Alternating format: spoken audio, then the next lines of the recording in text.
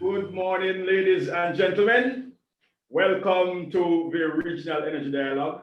This is the second part in the series that we have this week. Yesterday was the first, and of course, there was a very, very lively conversation among past energy ministers yesterday, one of whom indicated that he's past, but he's also future because of his intentions to come back. Today, while keeping focus on the theme of CARICOM Energy Month, which is reimagining resilience, energy at the center, we speak to those who we could consider the workers in the vineyard, the institutions of CARICOM, that are the heavy lifters, those who are the interconnectors between the policy agenda that we set at regional level among the various organs, both the Conference of the Heads of Governments and the Council of Ministers at various levels, and of course, the implementation requirements in member states. They are the regional institutions that actually work very closely with member states and the Secretariat of CARICOM in ensuring that decisions made by heads of governments of CARICOM and ministers of government of CARICOM collectively to support the regional integration movement on various matters are member states in as far as is possible. Today's particular session, with respect to the context of energy, we are speaking with three institutions in particular, and of course, we are being hosted by an institution that is not a CARICOM institution per se, but a regional institution nevertheless, who plays a significant role in the energy sector of the region. So we will be having today a conversation with regional institution leaders from the CCRE, which is the Caribbean Center for Renewable Energy and Energy Efficiency, a recent center that was established with an exclusive energy mandate, which means that the CCRE has the task of ensuring that decisions that are made at regional level in respect to sustainable energy are supported in respect to their implementation in member states. We also are speaking with leaders from the 5Cs, which is the Caribbean Community Climate Change Center. The executive director is also here. And he is going to speak to a large extent about some of the work that the 5Cs have been doing. The 5Cs, of course, being one of the leading agencies in the region, one of the most well-known brands that CARICOM has to offer in terms of an institution. And of course, much of the work around climate change is energy linked. And especially as we consider the situation of resilience, we cannot speak about resilience without understanding how that fits into the climate nexus. Resilience, of course, is multivariate, multidimensional, and spans economics to social and environmental issues. And we will speak, of course, last but not least, to the lone female in the panel today, which is Elizabeth Riley, who is the acting head of CDEMA, which is the Caribbean Disaster and Emergency Management Agency. This is also one of the institutions that is widely known. The work of CDEMA has been acknowledged and lauded globally in respect to disaster and emergency response in the region, as well as disaster and emergency planning, because of course, it's not just in responding, but also planning and preparing. That CDEMA has a significant body of work. And this is a very critical discussion part of the conversation too, because within the resilience conversation, the question of how do we deal with shocks, including shocks related to disasters. Some of those disasters are extreme weather events related to climate, such as hurricanes and storms and floods. The issue of disaster preparedness, disaster management, disaster response are all central. And so the role of CDEMA in ensuring that a resilient energy sector is built is going to be important to us. As of course, we recognize too that resilience within the energy system also lends itself to resilience in other sectors. And of course, we will explore some of those, if you want to call it, connection points, or some of those nexuses in terms of how it is that deepened resilience within energy can improve the degree of resilience that we encounter in other sectors. So, you know, they will be hosted by the head of the CARILEC, which is the Association of Caribbean Electric Service Providers. They used to be the Caribbean Electric Utilities, but they have expanded to becoming a service provider giant, which means they are looking beyond just electricity, but energy services as a whole. And the head of that institution, Dr. Cletus Burton, is the host of today's session. Now, CARILEC, as they are known, and Cletus will tell you a bit more about CARICOM in a bit. They are hosting us on their platform, so they have been hosting the entire series on this platform so far, and will host the others on this platform. But we have a very strong cooperation between the Caribbean Community Secretariat and the CARICOM organization, which is intended to help to improve the levels of cooperation and coordination and cohesion among governments in the region and electric utilities and energy service providers. Electric utilities, of course, are the custodians of the national electricity grid in each of the countries.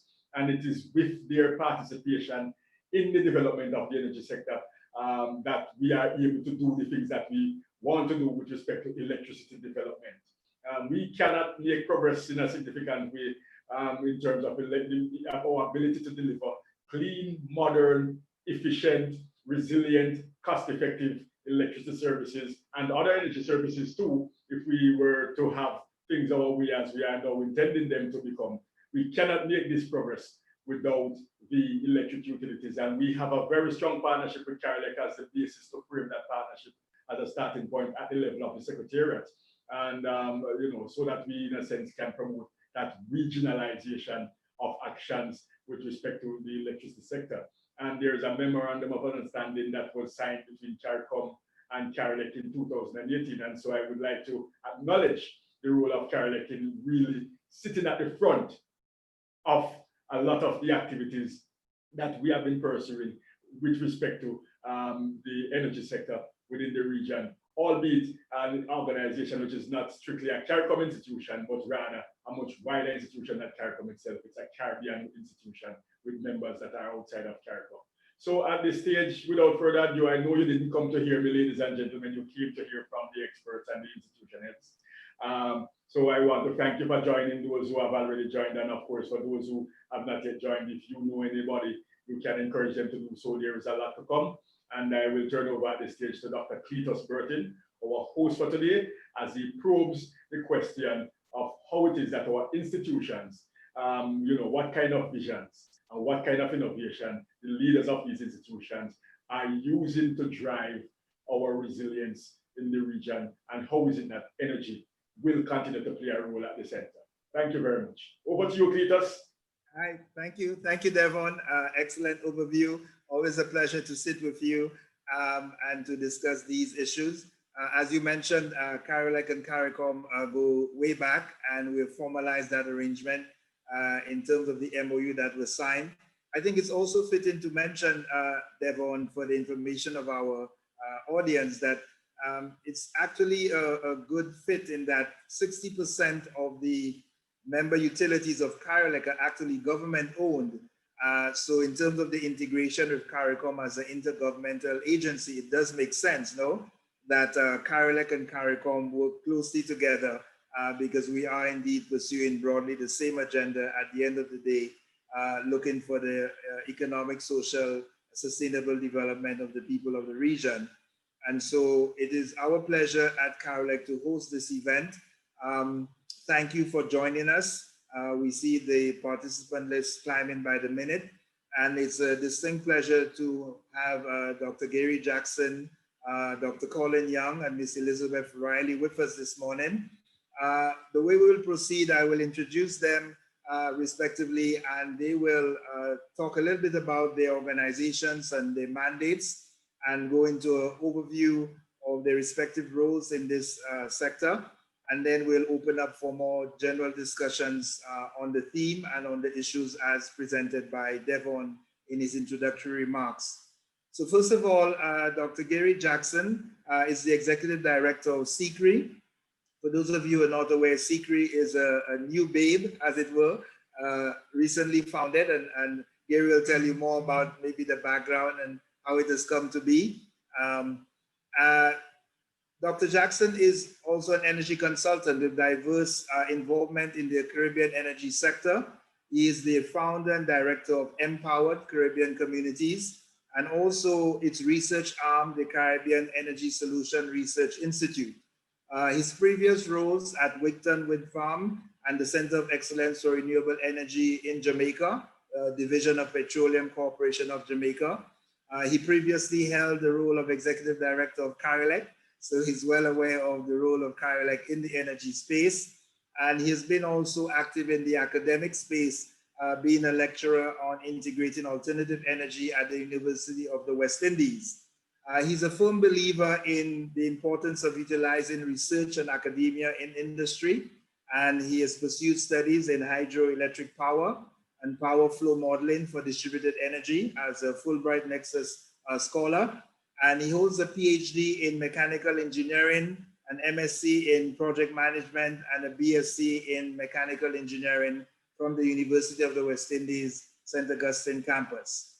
Finally, I should say to you that Dr. Jackson is a registered engineer in Jamaica, an associate member of the Jamaican Institute of Engineers, and internationally, he's also a member of the Association of Energy Engineers and the Society for Automotive Engineers, and a certified energy manager. Dr. Jackson, over to you, my good friend, and I trust that you will enlighten us on the perspective of CCRE. Thank you very much, Cletus. Thank you very much to my esteemed colleagues, Liz, Colin, Devon. It's really a pleasure to be here this morning. I just wanted to highlight a little about CCRE. So CCRE, as Cletus had mentioned, is a new babe. We came to our legal status in 2018 after having the member states, the last member states ratifying the agreement. And then thereafter, we had signed a headquarters agreement with Barbados. So we are headquartered in Barbados. We have subsequently been supported by CARICOM Secretariat and other development partners like the Austrian Development Agency, the EU, BMZ, and the Kingdom of Spain, among others. The CCRE is a CARICOM specialized agency with a mandate to promote renewable energy and energy efficiency investments, markets, and industry. And in November of 2018, we had a board retreat and we came up with this very, I would say, a very passionate and compassionate vision statement. And that vision statement really spoke to a number of things: climate resilience, affordability of energy, among others. So I'm just going to take the opportunity now to share my screen.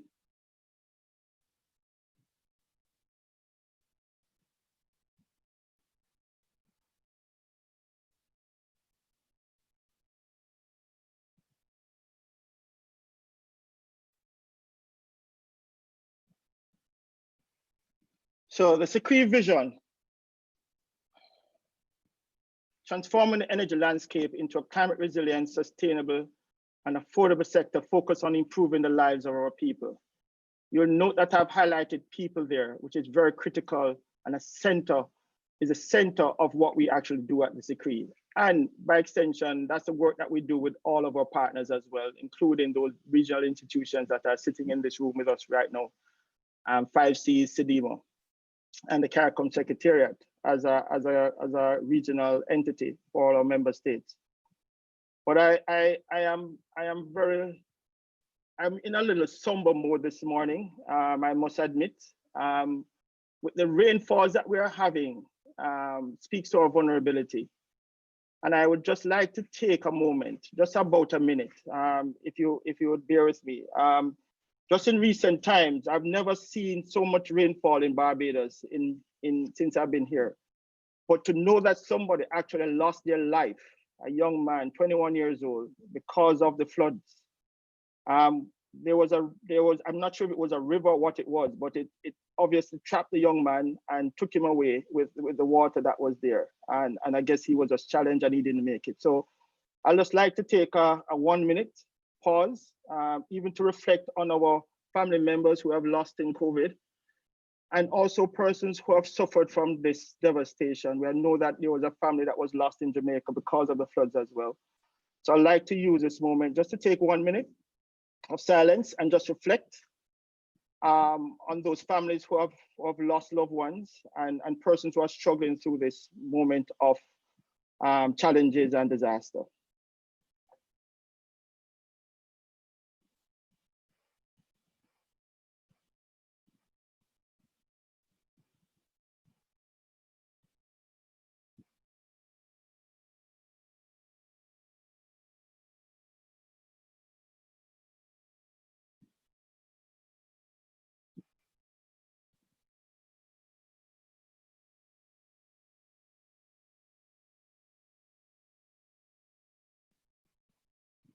Thank you. All right, so our value is our human capital. It is very important that we recognize that. Now, as we deploy our resources through all the work that we are doing at CARICOM, what is interesting is that these sustainable development goals are all important to us.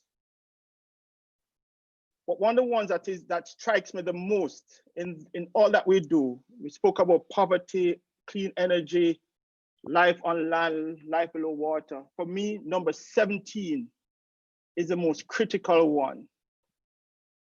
Partnerships for the goals. What this pandemic has said to us is that we have to build stronger communities to build better resilience. And within those partnerships, we all have a role to play. We all have an ability to make that transformation and that transition that we so seek in the energy sector and other areas that we will speak about this morning. So in this partnership, we want to reflect on, who is responsible for what, so we can understand how we're going to be working with each other.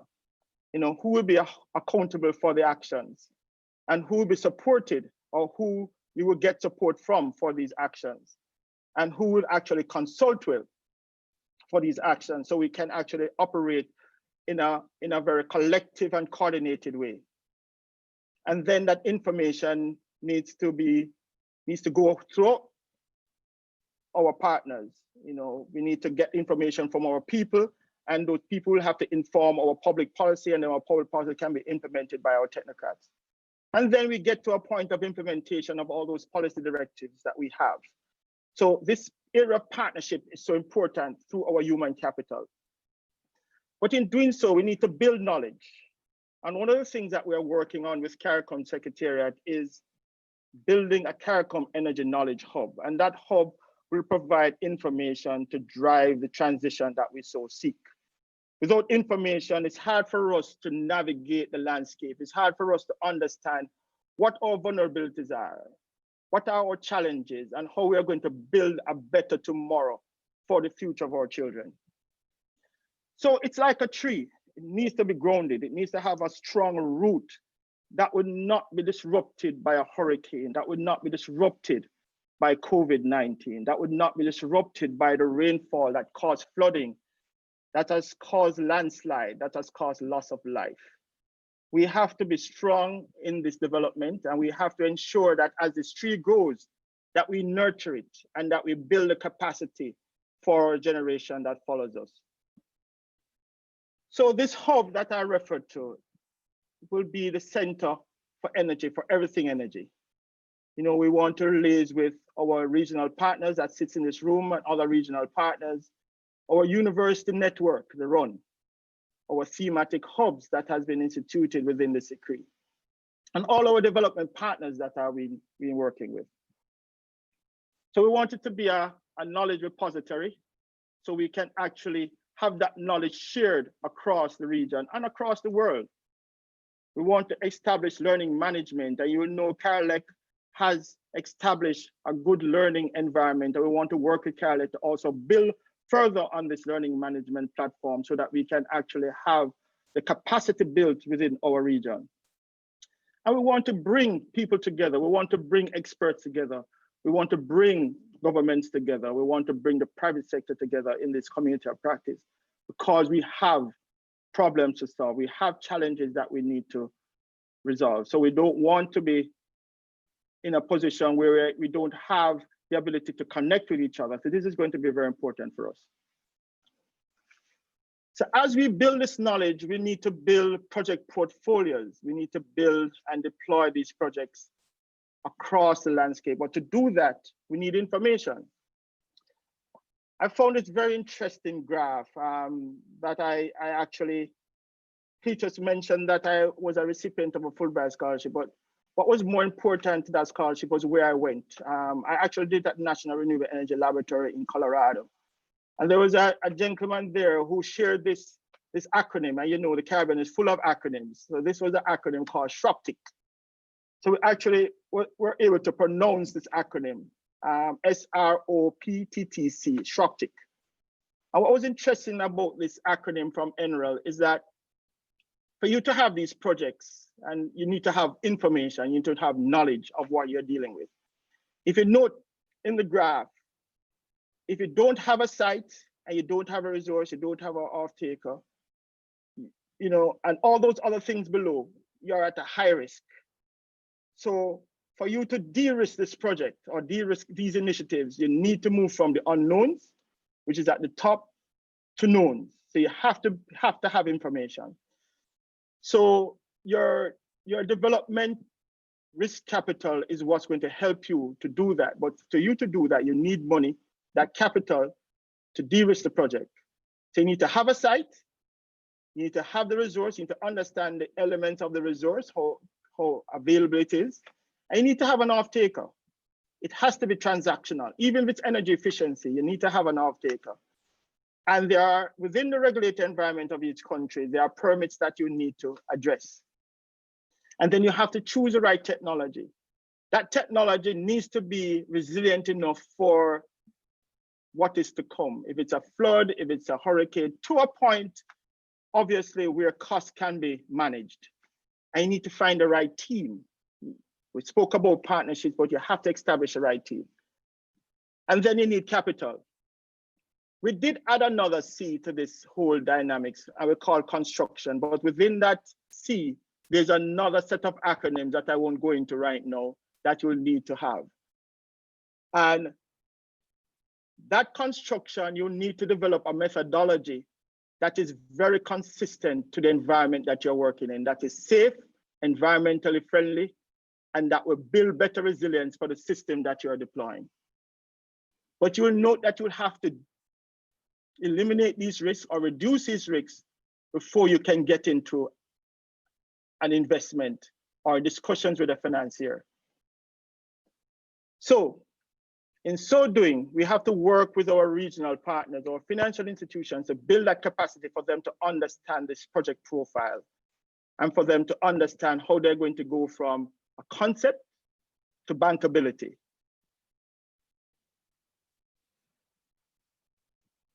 Within this portfolio, we need to get technical assistance. And I'm going to later tell you where you'll get that technical assistance from, an advisory service to advance these projects, because what we want to do is deliver the projects at the end of the day that build on this resilience that we so seek. We want to be in a position where we can make developers meet investors so that they can actually share the experience, so that they can actually have a project that they actually could put in the ground and be deployed. And we need to have this partnership thing always comes back. It's a cooperation with global partners, with regional partners for these programs and initiatives so that we can deliver on the promise for our people. So this is very critical for us. So recently, the SECRE is developing what we call a project preparation facility for our members, for the region. And this PPF will support public and private sector, all projects within the public and private sector, within the sustainable energy portfolio to get financing.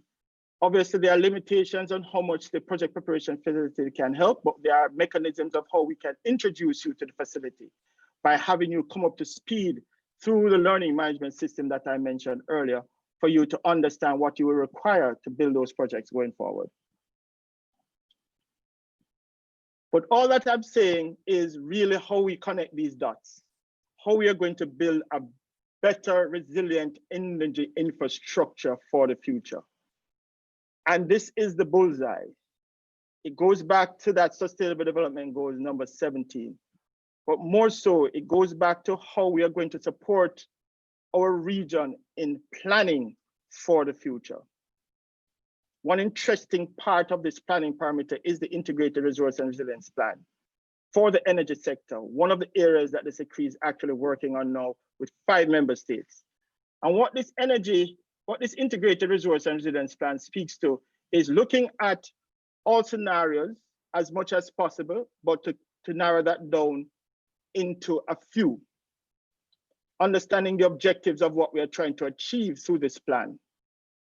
We know, as our vision speak to, we want to be more climate resilient with our energy infrastructure. We want to be sustainable. We want it to be affordable, and we want it to be transformative because we want it to improve the lives of our people.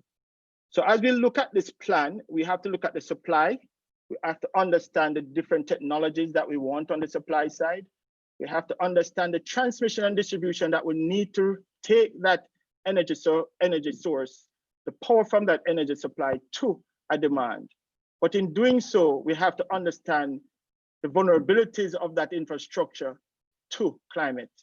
We have recently heard in Jamaica that they have lost power because of the saturated land, and they have lost poles because of that. We have seen now a hurricane going into one of the Central American countries or two. Belize have suffered serious impacts from flooding. Jamaica have suffered that, Barbados and other countries have suffered. So we have to understand where those vulnerabilities lie. We did consider public health as an impact. However, we didn't understand the order of magnitude as it relates to a COVID-19. Now that is also a resilience and consideration for us in the future. And we also have to take note of our demand side. We have to take note of how we actually use energy and how efficient we are, because we need to optimize. We need to be very clear of how we want to use that energy to get the most out of that energy. So one input, we should get multiple outputs. So to do that, we're going to build knowledge. We're going to build understanding of what our vulnerabilities are and how the sector needs to evolve over time. And that data and data analysis is going to be important for the transformation and for the transition of each of our member states.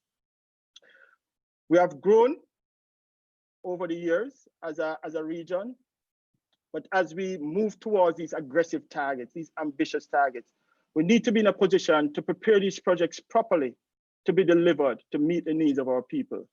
And we have to do that in a way that is responsible, sustainable, and climate resilient.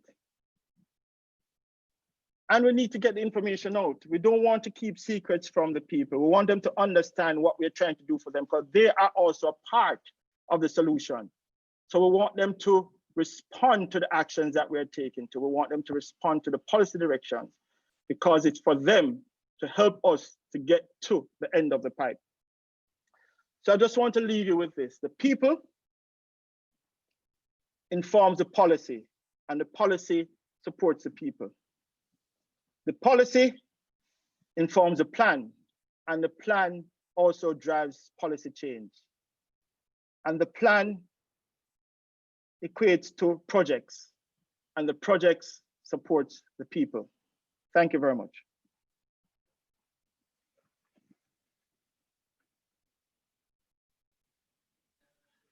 Thank you so much, Gary. That was really, really insightful. I think we have a lot that we could explore during the open discussion forum session. So be prepared to unpack some of those thoughts and go a little deeper, if you don't mind. Let me now turn to our next panelist, Dr. Colin Young, who will take us through a presentation, but just let's talk a little bit about Colin and what he brings to us this morning. As a Belizean national, he's the Executive Director of the Caribbean Community Climate Change Center, or 5Cs, which is headquartered in Belize.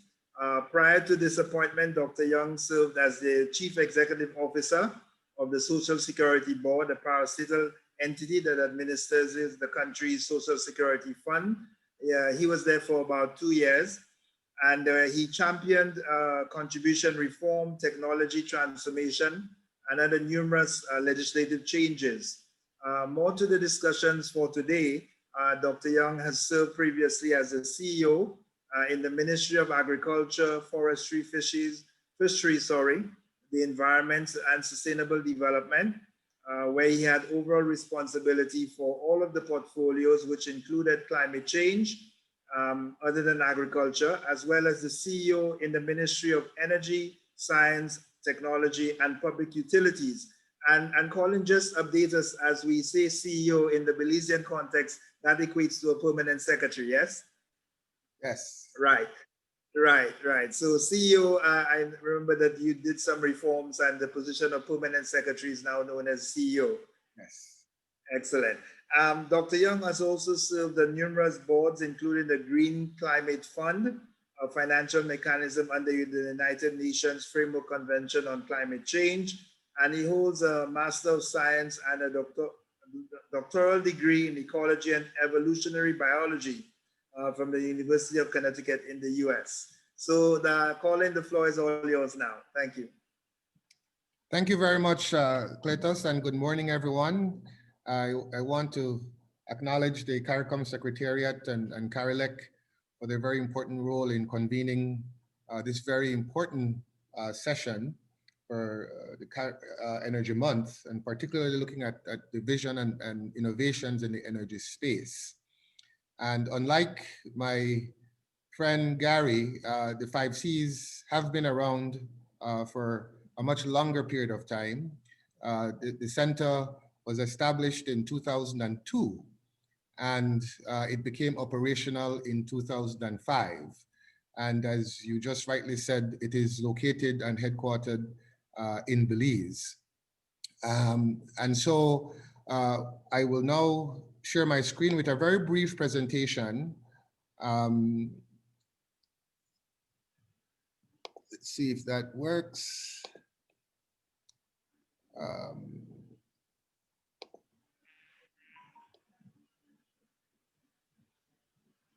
Okay. And so since 2005, when the 5 Cs is like the other CARICOM institutions, is a specialized agency that was set up in this case to coordinate the region's response to climate change and its impacts. And we use an evidence-based approach to help guide policy development and guidelines in member states by the collection of data in partnership with many regional organizations. And we can get into how that relates to energy later on. And importantly, the center is a self-finance institution. We have to raise all of the monies to operate the center.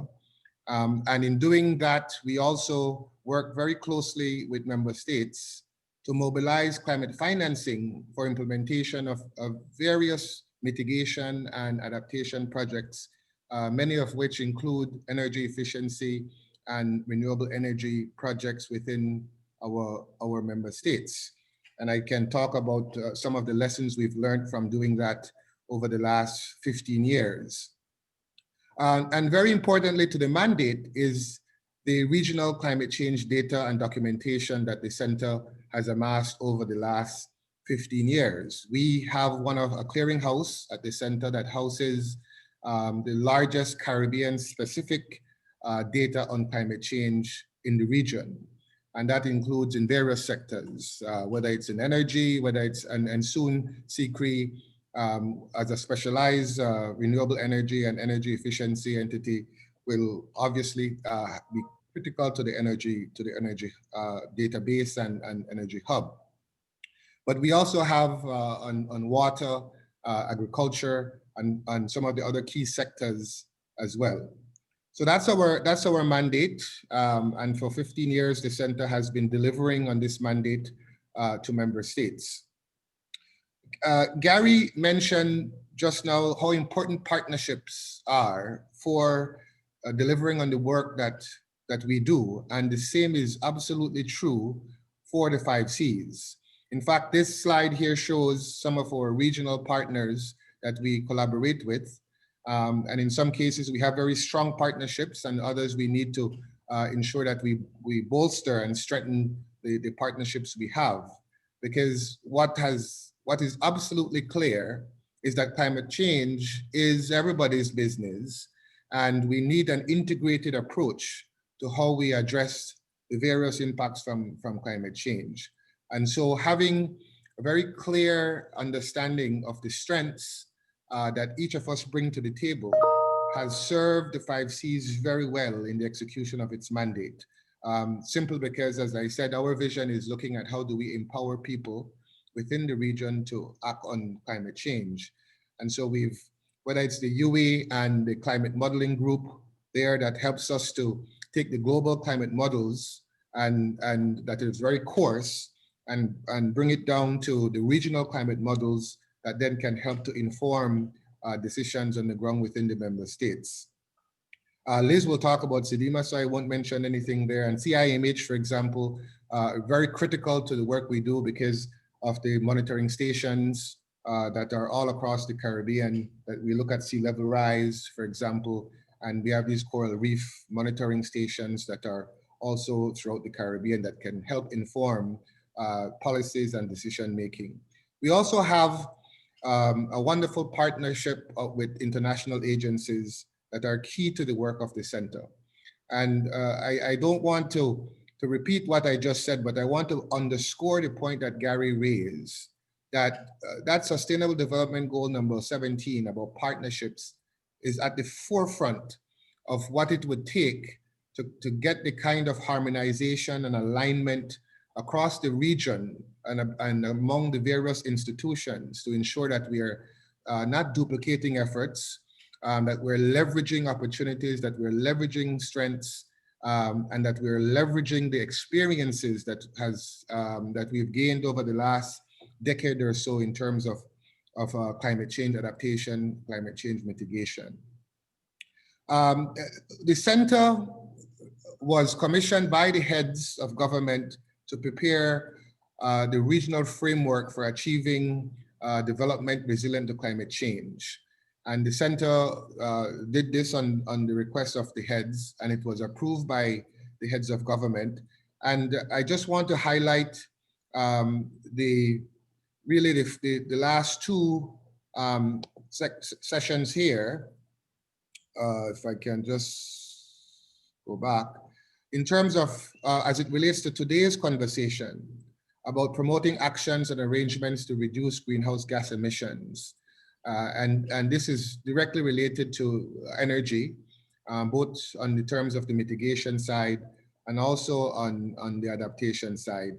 And of course, the last one in terms of how do we look at promoting specific adaptation efforts to ensure that the vulnerable sectors, including energy, that those are being addressed. Since this regional framework has now been revised, and it's now being called the Revised Regional Framework that the center has in partnership and funding from CCRIF, is now in the process of moving through to get this to the heads of government where it can be endorsed again. And in a way, what this is, it provides a high-level strategic plan for the center and for all of the region's agencies. And that will eventually develop into an implementation plan that goes into the specific actions that SEDIMA, that CIMH, that CARICOM Secretariat, the 5 Cs, CCRI, and all of these other entities would be able to work towards. Now, the framework is not a directive, but it's a broad plan that was extremely consultative and highlights what are the priority areas that we would want to focus on in the next 10 years. And while the first regional framework was 5 strategic elements, the second, the revised one now has 11 strategic elements. And I will just briefly speak on, again, 2 that are very important for today's conversation. And that's number 2, which we're looking again at effective implementation of adaptation measures, in this case, across all of the primary and key sectors, but today we're talking about energy. And so looking at how do we climate proof our energy infrastructure, whether that's the substations, the transmission lines, the poles, as Gary mentioned, in terms of falling over because of the saturation of the soil and so on. And then of course, you can see that the reduction of reliance on fossil fuels is still there. So how do we scale up renewable energy within our region? How do we attract the kind of private sector investment at scale for us to be able to wean ourselves off the reliance on fossil fuels? And so this, we hope, will set again the broad strategic direction to get the kind of harmonization among the agencies in the region and our international partners to implement specific actions to ensure that we improve the resilience of our member states. Now, as it relates to the framework, the 5Cs has primary responsibility to really do three things. One is we continue to provide the technical support and guidance to the member states and the various implementing agencies. And we do that because of this strong partnership that we have gathered and built over the last 15 years. Most importantly, we are to coordinate the mobilization of financial resources to implement the framework. The 5Cs is one of the 2 regional accredited agencies or entities to the Green Climate Fund. The other is the CDB. And we can implement projects between $10 to $50 million per project. And over the last 15 years, the center has leveraged and mobilized over $260 million US dollars for implementation of projects across all of the CARICOM member states. Right now, we have a portfolio of about $80 million implementing projects in about 15 countries in the region. The idea here is that while many of these are country-specific projects, at the level of the framework, we would like to see a more programmatic approach to the implementation of projects in the energy space. Many of the countries suffer from some of the same barriers, whether it's barriers to the entry of the private sector, whether it's issues regarding regulatory barriers, whether it's issues regarding market barriers or scale. And while countries are moving to do what they need to do within their own space, if we are to look at how to design projects in a very programmatic way at scale, then we can start to do to access resources at scale to be able to do implementation in the countries. And we're simultaneously learning or solving some of the barriers that have emerged over the years. So we've implemented a number of projects from which we've learned a lot of lessons. We've de-risked a lot of projects from using public money from grants that now we can package so that the private sector can come in and try to look at how they can scale this up. There's the CARICOM energy policy, there is CSERMS, there's now CCRI and others in terms of looking at a portfolio of projects. There's also SIDSDOC that has been working on a pipeline of projects. And what we need to do now is to find a way to ensure that we've learned from all of those interventions, scale them up, and try to attract the private sector to come in so that we can start to get economies of scale across the region. And then the last thing as it relates to this revised regional framework is we now have to develop the implementation plan that will go down to the nuts and bolts of what each of the partners and specialized agencies will have to do to be able to arrive at the outcomes from this regional framework. So that is essentially our mandate that the center has. And I will just briefly want to touch on another very important point before, and I hope to get into some of the conversations later on about some of the specifics. But the center, Gary again mentioned it about the importance of data and the need for having accurate and good data to inform decision making. The center is the only entity in the region that has now acquired LiDAR capabilities through the USAID CCAP project. And we have a partnership agreement with a private sector entity called Maya Island Air. And they have a specialized plane that now holds and can the LiDAR equipment. And the center now has the ability to conduct both bathymetric and topographic LiDAR across the region. In fact, we are hoping to start to roll out in January of this year. And the reason why that is so important is that when we talk about some of the obvious threats to our region, things like sea level rise and coastal erosion and the frequent natural disasters from hurricanes and floods, it is absolutely important that we get a sense of what the storm surge can do, what is the extent that can happen on the coastal environment, and then how then do we use that information to start to climate proof our energy infrastructure across the region. The same can be done on land for the topographic. We could start to get a sense of the flood maps and the various hazard maps so that we can look at what we need to do with the energy infrastructure. Do we need to make them more resilient? Do we need to be relocating some of them based on the various the data that we're going to gather? And so this is where I believe where data that using cutting edge technology in terms of the topographic and bathymetric LiDAR data can now inform countries in terms of what specifically they'll need to do to improve the resilience of their energy infrastructure, which is separate and apart from the fact that we do need to wean ourselves off fossil fuels by now embracing the various technologies, renewable energy technologies that are out there, and I'm sure that Gary might talk about in a little bit.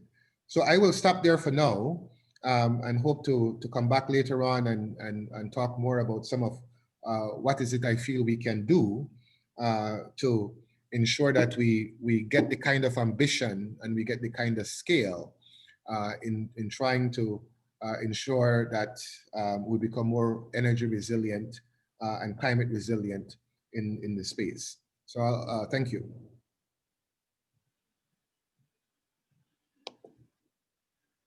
Okay, thank you so much, Colin. That was very insightful. We thank you for that, and we'll come back and probe a little further into some of the issues that you raised during your presentation. And to our third panelist, I'm sure Gary, neither Colin would mind me saying that she is the rose between the thorns, and she is representing a critical agency at this time. Ms. Riley, Elizabeth Riley, is the Executive Director Acting at CDEMA. I'm sure everybody in the region, yes, indeed.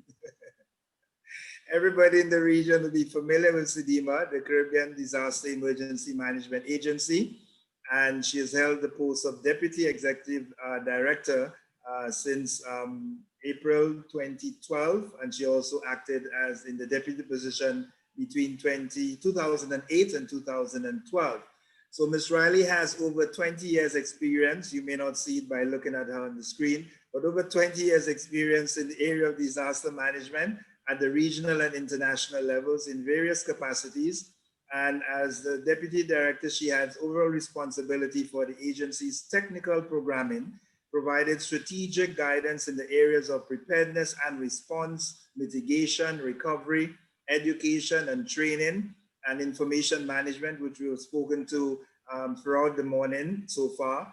At the operational level, Ms. Riley played a leadership role in the coordination of regional responses to numerous disasters and events, from Hurricane Ivan in 2004, the Haiti earthquake 2010, and numerous other cyclones that passed through the region.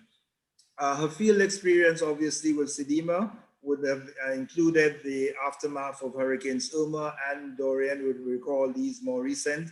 And she's also playing a leadership role in the coordination of our response to the COVID-19 pandemic.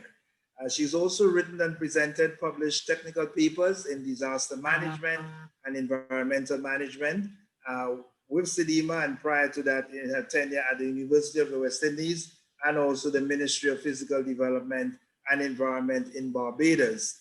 At the international level, she's also contributed to a range of technical advisory committees, and she's currently the Vice Chair of the ICG Caribbean Early Warning Systems Group of Experts on Coastal Hazards, and also sits on the Regional Advisory Group leading the implementation of the regional strategy for Latin America and the Caribbean on disaster risk management in agriculture, food, and nutrition sectors. And finally, I must say to you that Ms. Riley holds a Master of Arts degree in the Environment and Development from the University of Manchester in the UK, and a BS Honours degree in Geography from the University of the West Indies, a Master's Certificate in Results-Based Management and Monitoring and Evaluation from the University of Laval in Quebec.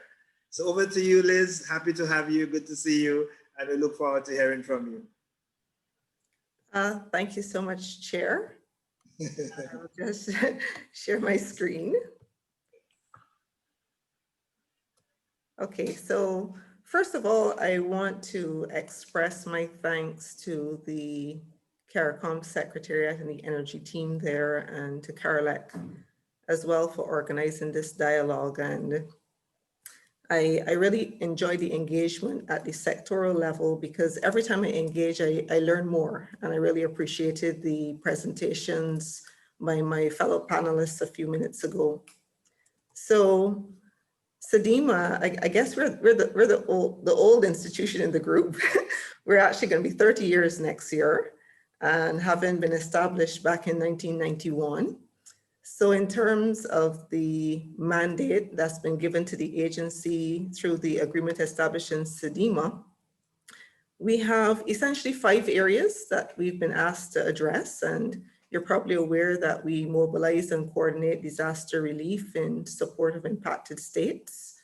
And we also support our states primarily through advocacy on the mitigation side in terms of reducing the potential consequences of disasters. We, like the 5 Cs, have an information clearinghouse function as per our mandate. And in fact, we're asked to provide comprehensive information on disasters, whether it is in the aftermath of hazard events or in non-impact times. And we do have also on our website a repository through our Caribbean Risk Information System, where you can find a diversity of information on things disaster management, including at the sectoral level. We invite you to have a look if you're interested. We do have a remit also for encouraging disaster loss reduction, and we do so through partnerships. And partnerships has been a recurring theme in the previous presentations, and you're going to hear it again in the SEDIMA presentation, because for us this is very important. And engagement with the energy sector is also very much about partnerships. And finally, at the bottom of the diagram on the left-hand side, we also have a remit to look at the establishment, enhancement, and maintenance of adequate emergency disaster response capabilities in our states. And we do so in various ways, whether it be through exercising the work of our regional training center and training programs, et cetera, across the region. So we have a fairly big geographical remit, as you can see from the right-hand side of the diagram. Our territories include from Belize in Central America in the west, the Bahamas Archipelago in the north, all of the former British territories within the Caribbean, the English-speaking territories. Haiti is a member of SEDIMA as well. And if you come all the way south, we include Guyana and Suriname in South America. And the key message from this slide is really one of diversity. So we have diverse geographical spaces. We have diversity with respect to the energy profiles of our states. We have diversity with respect to the capabilities and capacities within each state. And very importantly, diversity in terms of the types of hazards that we face. So the previous presenter, Dr. Young, talked about climate, and of course the climate-related hazards are very important within our region, as you have seen over the years, but certainly very much so through this hurricane season. We haven't had a direct impact per se on any of the SEDIMA participating states, but certainly what we're seeing is the implication of severe weather events, and sometimes these can be as devastating as systems that may have catastrophic winds, etc. So if we look to the way forward in terms of how we have charted our path over time. Since 2001, the agency has been working with a regional strategy similar to 5Cs. Our strategy is called the Regional Strategy on Comprehensive Disaster Management. It's in its third iteration, covering the period 2014 to 2024, and it focuses on the whole issue of building more resilient and sustainable states. And how do we do that? Well, through 4 main entry points, which if you look, they're very much relevant to the energy sector as they are to many other sectors. One is related to institutional strengthening, because it is really through our appropriate enabling environment, governance arrangements, and stronger institutions that we can deliver on the resilience mandate. And I'll say a little bit more about that resilience conversation just in the next slide. Knowledge management is also very important, and our previous speakers picked up on this and emphasized the point of the importance of evidence-based decision-making. In other words, it has to be risk-informed from our perspective. And the strategy provides a specific space for sector-related conversations on resilience through the third area, which talks about sector integration of disaster risk issues. So there's a diversity of sectors we've been having the conversation with. The energy sector we've been engaging with primarily through the regional task force. And the final area or result area identified under the strategy is on the area of community resilience. And of course, energy is a very important discussion area and contributor to the communities and livelihoods as well. There are a number of cross-cutting themes across the bottom of the diagram in black: gender, climate change, ICTs, and environmental sustainability. So what has been the implication of this diversity of hazards that we face? And I just pulled a small snapshot. This is damages, not losses, just damages to the electricity or power sector from Irma and Maria in 2017. And it's reflected in US millions. And you can see that there's been significant disruption with respect to the electricity sector in the aftermath of events. And unfortunately, this is a common story. And as I indicated, it is associated not just with our climate-related hazards, but also very much a feature when you see the implications of seismic hazards. We've had earthquakes in the region, for example, Haiti 2010. So this is a common story that tends to come through. So in the aftermath of Irma and Maria in 2017, the heads of government asked SEDIMA a very important question. They said, you talk a lot about resilience, but what does resilience really mean in the context of our CARICOM states? And it caused us to enter into a consultative process with a diversity of our partners. And coming out of that process, we identified 5 key pillars. And even though they're presented separately in the diagram, they're very much integrated and interrelated. So the pillars speak to resilience being about social protection for the marginal and most vulnerable. You've heard this in one of the earlier presentations. It's about looking at enhancing economic opportunities, because at the end of the day, livelihoods and looking at economic activity at the macro level is very critical to having resilient states. Safeguarding our infrastructure, and you've heard from previous presenters on the types of impacts that we've seen on the energy sector in the aftermath of events. So we have to protect our infrastructure. Environmental protection, because there is that intricate relationship between disaster risk issues and environmental issues. And of course, operational readiness and recovery. And I'll come back to that in the final slide when I talk a little bit on some of the things we want to see going forward in the vision. Encircling the pillars, you will notice some smaller boxes, and these are also important. Some of those points have already been raised, but these are common threads which help to bind the pillars together. And probably they will come up a little bit more when we get into the discussion. So one of the things I wanted to highlight is that I want to debunk the myth that renewable energy is equivalent to resilience. It is not. And these photos, I think, are very illustrative of this. The impact to the South Riding Point refinery in Grand Bahama as a result of Hurricane Dorian. And this is captured on the left-hand side of the diagram, also resulted in very significant environmental implication and cleanup effort in the aftermath of Dorian's impact. But on the right-hand side, this is the 1 megawatt solar PV installation in Anguilla, which was destroyed by Hurricane Irma. So it raises a lot of questions in our minds in terms of, are we maximizing the opportunities that are presented to us as we diversify the energy sector as well? So in the final slide, I'll just say a little bit about some of our thoughts in terms of what we envisage a resilient energy sector to look like. And one is that resilience is central to the development of the sector. So it's a very much integral part of how the energy sector is developing and the type of investments that are being made.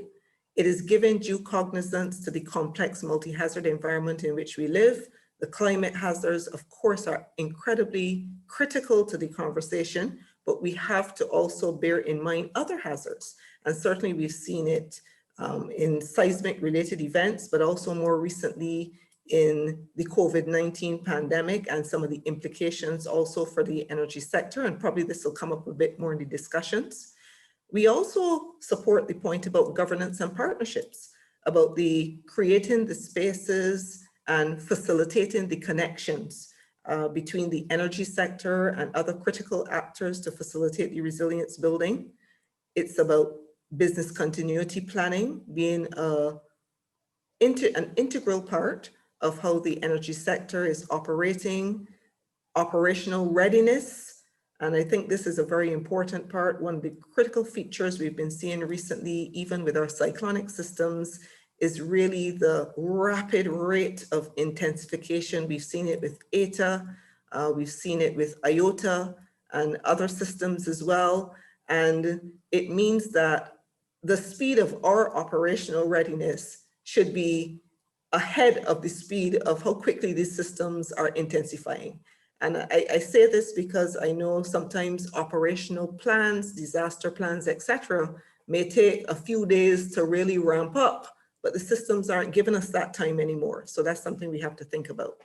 The opportunities, I think this is a critical point, how we're really grasping the opportunities for better innovation, for directing our investment in a resilient way. And we were looking at the renewable energy, the PV installation, but also for diversification and seeing the disaster events as opportunities to diversify the energy mix. I think that's critical. Recovery planning is key, and probably you can talk a little bit more about that during the discussion session and some of the work that we're doing on the recovery side.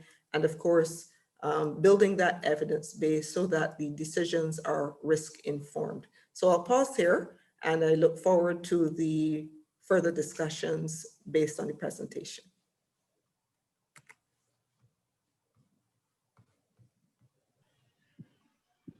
Thank you very much, Elizabeth. Quite comprehensive presentation. I particularly like the pillars of resilience that you outlined, and I'm sure we'll have a little more detailed discussion of it shortly. There are a few questions coming through on the Q&A and on the chat, so I would really want us to focus initially on these. I know a couple of them have already been answered, but I will pose one to the panel. If it resonates with anyone, you could feel free to jump in.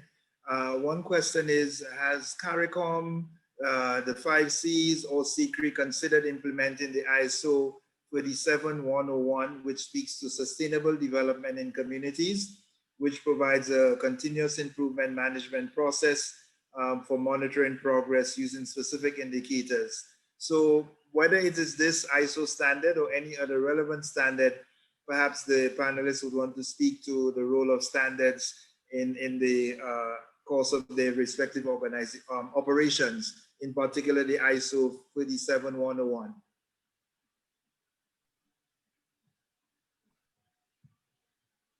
Perhaps I could kick off. Yes, please. Okay. So community resilience, as you see, is one of the results that is identified on the CDM strategy. And whilst we have not specifically looked at the integration of the ISO standard reference, we have been discussing with our civil society sector partners, delineating a standard for what constitutes a resilient community.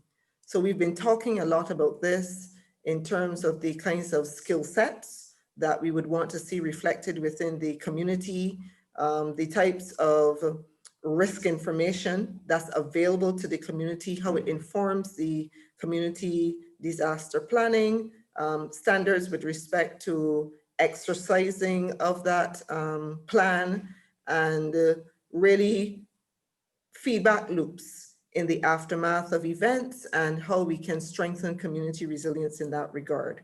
But I thank the person from the audience who raised the point. I do think the issue of the integration of standards is very key. And this is a conversation that we in fact have been pursuing with CrossQ to see how we can better integrate the established ISO standards within the work of CDIMA. Thanks. Excellent. Thank you. Thanks. And I just wanted to add to that, Cletus. Thanks for that, Liz, and for the question from the participant. So as Liz mentioned, the CrossQ is actually operating within the quality infrastructure for the region. As a matter of fact, they are the thematic hub for CCRI for quality infrastructure.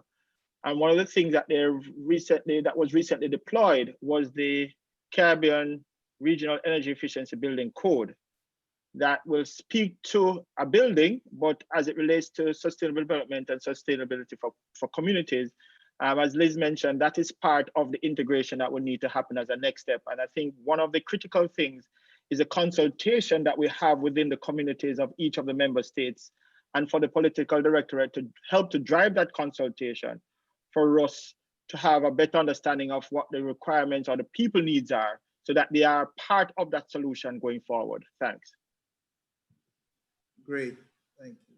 And just to add my voice, I agree with both what Liz and Gary said, especially at the level of the communities and the communities' resilience. I think the whole idea of inclusiveness and having the people who are being impacted by the various interventions and by climate, the various hazards, I think it's imperative on all of us and all of our institutions to aspire to fulfill the sort of the guidance that come from the ISO standards, including this one in terms of sustainable development in communities. So the 5Cs does not have that particular standard yet, but what we do try to do is to ensure that the countries in which we work and the projects that they're implementing adhere to the tenets of these of the standards.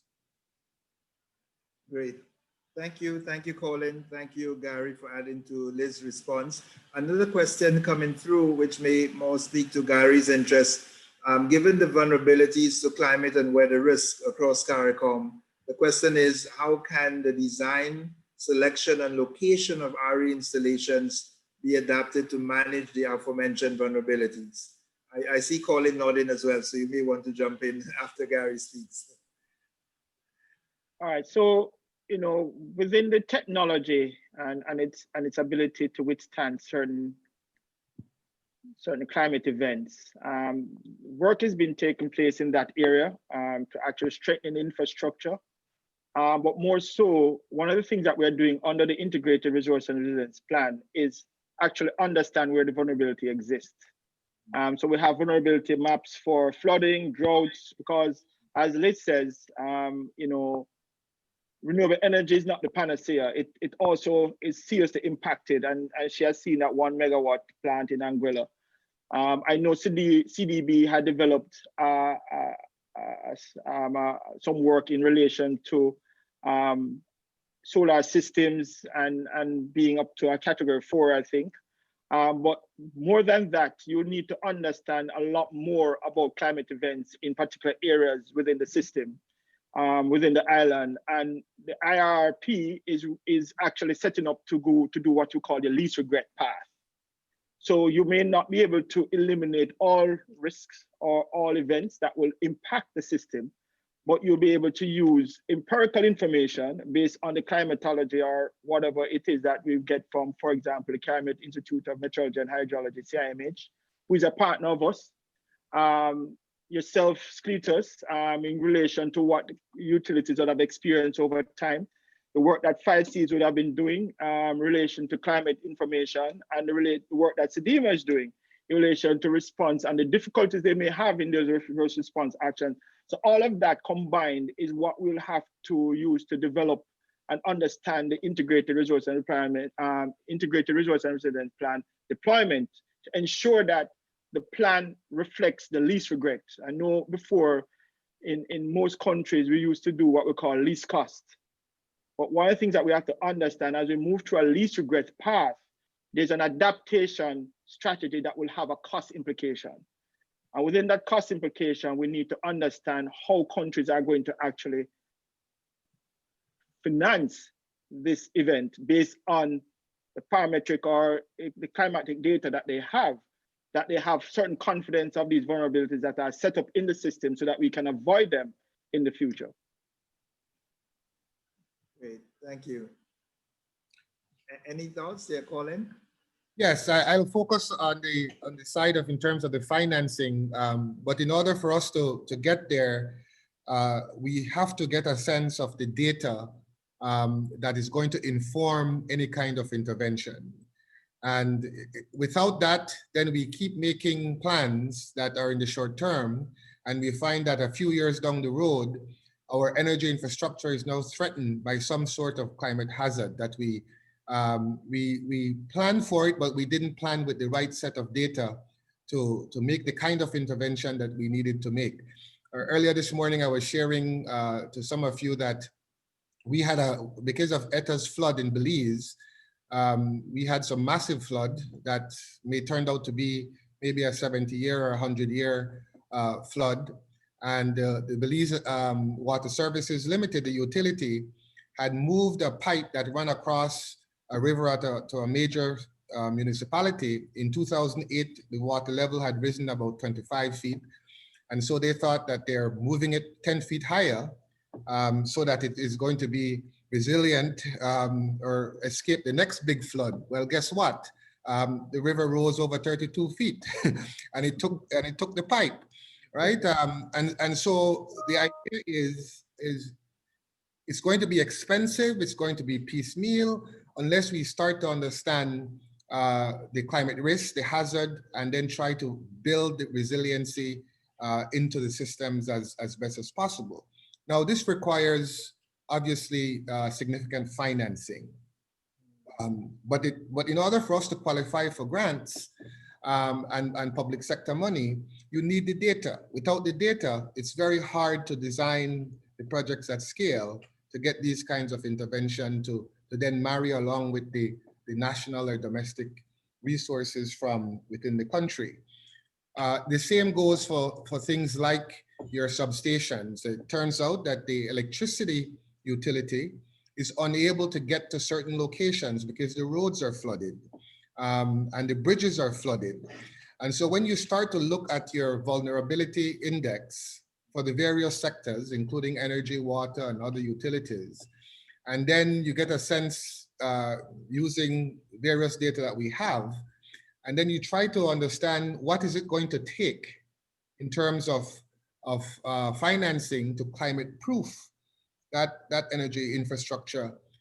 Then from there, you try to see how you can finance it in a combination of mechanisms and partners. So I think it's clear that when we look at the data and the models that by 2050 or by 2100, we still, the farther out we go, the more uncertainty we have in terms of the nature of the impact. But what we do know, it's projected to get worse. And we need to find a way to try to reduce the risk in terms of the uncertainty going forward in terms of what we need to do to climate proof our priority sectors and utilities. Great. Thank you. Another question coming through without attributing a reference. At the recent CARICOM event, the question of what has been the greatest achievements or accomplishments in the energy sector in the region. One view is that the recent oil and gas discoveries in Guyana and the rapid transition of natural gas in Jamaica has been perhaps two of the most noteworthy accomplishments in the energy sector. So the vision for the region or sub-region included interconnection of grids, subsea cables, and a future for the region that is led by natural gas and renewable energy. So the question is, with this introductory statement that was asked, in the context of mitigating climate change and building resilience, what's the panel's reaction to the view that the recent accomplishments and our predicted future in the energy sector? Recent accomplishments being the oil and gas discoveries in Guyana and the transition to natural gas in Jamaica. So again, maybe I might kick off with Gary and then perhaps a view from Colin. I do have a specific question for you, Elizabeth. I'll be coming around to that shortly. The future of the energy sector is something I can't respond to clearly yet because I need more information. I need more data. What I can tell you is that diversification is going to be the way forward. I recognized, in the last couple of weeks in a number of the member states where you had a lot of rainfall. I normally monitor a few of them by my computer. And I saw, just from a residential standpoint, I saw when the rain had been going on, we had no ability to provide solar power to residents. It was just, even with batteries, it was just not possible. Now, one of the things about energy and demand is that you have to have a productive sector. You have to have a sector that is generating economic development. And as much as you supply that energy has to be used for production, for something that an output that is going to generate revenue to support that supply. And I'm starting off by saying that to say that interconnection is a brilliant thing to consider between islands. However, the demand needs to be there to support the interconnection and for those productivities to be at a level that can afford the interconnection. Submarine cabling and the undercurrents of what will be required to put submarine cabling in is not cheap. However, while it's not cheap, there's an opportunity to do so, especially for countries who have geothermal. However, geothermal development, you remember I showed you that graph with de-risking projects.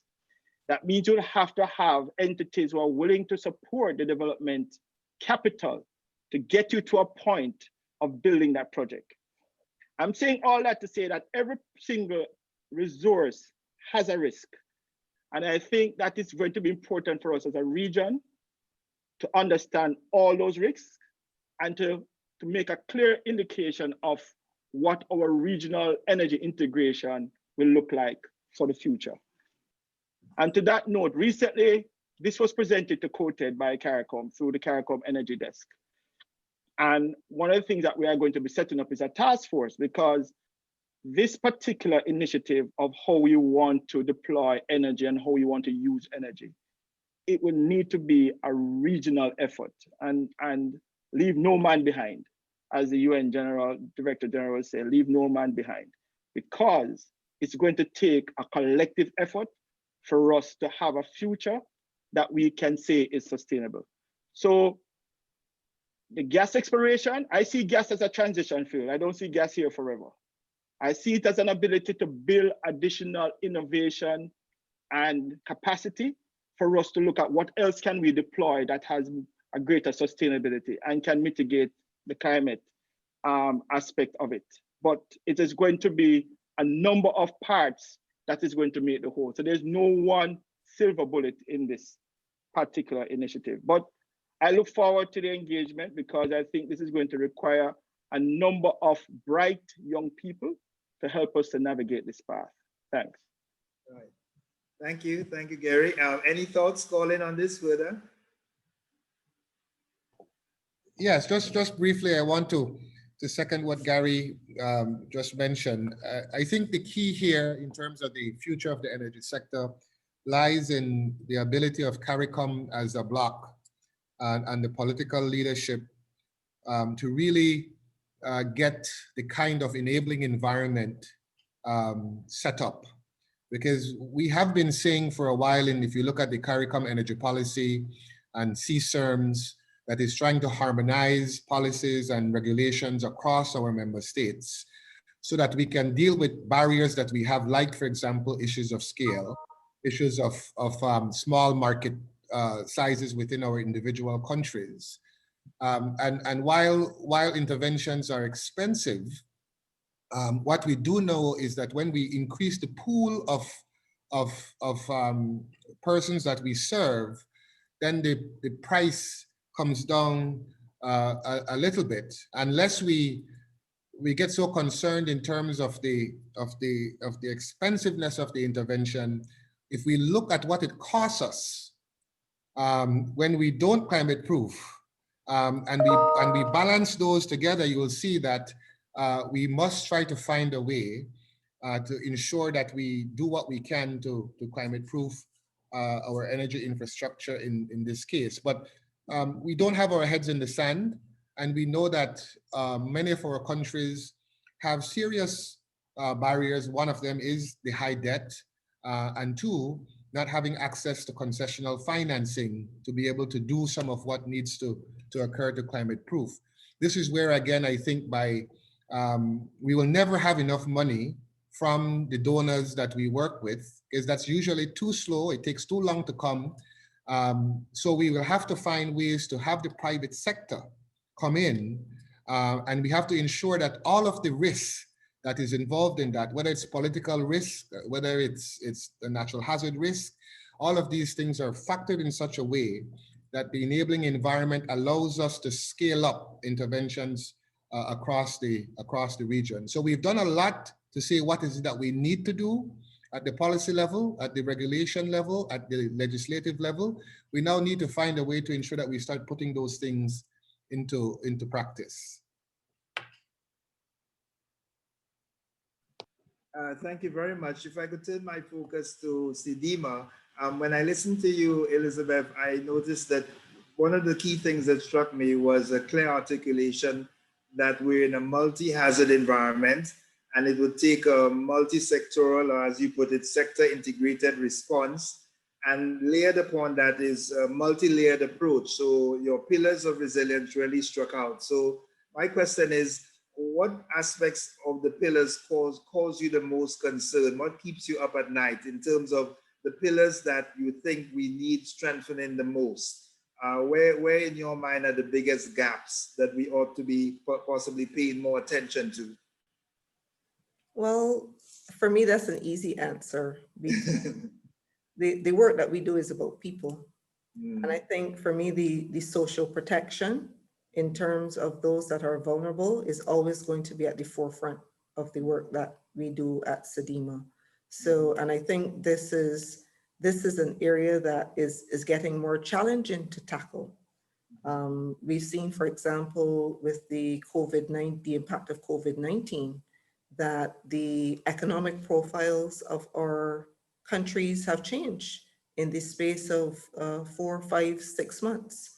We now have unemployment rates in the 30-something% in some countries. These are statistics that are unheard of.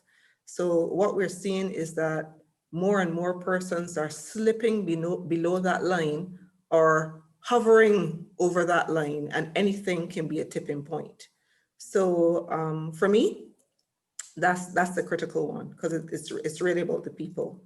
I just wanted to comment briefly on the previous question, not to, I know the expert Gary has spoken on the future, et cetera, but from the disaster management perspective, we've been watching, of course, with great interest what has been happening in the development of the oil industry in Guyana, because it has implications in terms of the types of capabilities that we now need to be developing within this region. Potentially, for example, with oil spill. And certainly a few weeks ago, well, the discussion, I think, is moving to a point of resolution, but we had the conversation about the FSO Nabarima in the region and the potential implication of a spill there. So I want us also to make sure that we can swing the pendulum either way with respect to vulnerability when we're doing our investments. So we can increase or we can decrease, and it's a choice that we make. Thanks. That's a great point. Thank you. There's a question, Gary, related to your discussion or your point about the youth engagement in this. And so the question was, as part of the younger generation, what opportunities are there for young persons to join this journey in terms of solutions to tackle energy diversification and transformation? I know that we have the REAP program, the Regional Internship Program ongoing. So you may want to speak a little bit about that, but any other thoughts on opportunities for young persons to play a significant role in this journey? Thank you, Cletus. So yes, I thank you for that question. As you mentioned, there's a regional energy apprenticeship program that recently started. So right now, the CCRE with other institutions like CARICOM, I think CDB, and a number of other institutions are participating in this particular initiative. We currently have about 3 interns, recent graduates from the University of the West Indies within the region. They are working with us with the integrated resource and resilience plan that we are developing with our member states currently, and also working with project preparation for what would have emanated out of these plans. However, what I can say for these youngsters is you should liaise with your project developers. A lot of countries are going through auctions now as it relates to deploying additional renewable energy resources. And I think this might be an important part for countries to recognize the value of youth and have them participate in these interventions as well through some policy direction as it relates to engaging these young persons who are coming out of a university after an auction that a country may have through a solicitation. They may be developing a wind farm, they may be developing a hydro facility, or they may be developing some combined heat and power plant that is using natural gas. It's an opportunity for countries to say to project developers, at minimum, engage so many young people who have this first degree or who have this vocational training in a particular area so that they can be engaged with the development, so that capacity can be retained within the region. And more so, as we explore these natural resources that we are having in our countries, Guyana with the oil and gas, Trinidad has already done some exploration, but there's exploration in geothermal. These capacities are going to be more than what the country can use. So there's an opportunity for us to develop innovation and technology that can be exported. And I challenge the young persons to be a part of this technology advancement that can drive change in the energy space that can not only retain here, but also be exported to the rest of the world. Great. Thank you, Gary. A question back on the question of climate hazards and for SEDIMA, consideration of the increasing number of Cat5 systems. What is SEDIMA's role in preparing the region for an increase in weather activity now and in the future? I know, Liz, you would have spoken to some of that in your presentation, but if you could just highlight any sort of ramping up in terms of efforts for disaster preparedness that SEDIMA has been taking a lead on in light of the climate impacts on the systems that we see coming through the region. Yeah, certainly, and thanks so much for the question. I could say it very simply, we have to plan for the catastrophic. And from our side, SEDIMA has made certain adjustments with respect to the planning scenarios with the regional response mechanism. We have ramped up on our deployment personnel. We're training a lot more deeply now so that we are working with multi-country impacts in our scenarios and looking very much at the catastrophic. We've integrated an ICT team into our deployment team arsenal now, and this is a feature we didn't have before, and that's because when we have the catastrophic impacts, the connectivity is really a very fundamental issue.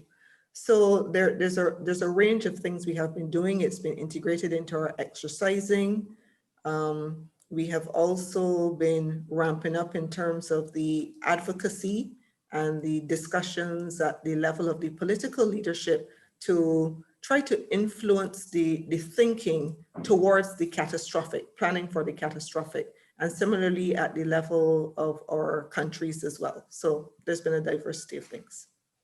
Great, great, thank you. Colin, you mentioned earlier wanting to shift to a more programmatic approach in light of the common barriers. You mentioned that you have about 80 million in projects in 15 countries. I was just wondering, what would that look like for you in terms of if we were indeed to have a more programmatic approach? What's your vision for that unfolding, and what do you see as some of the benefits from so doing?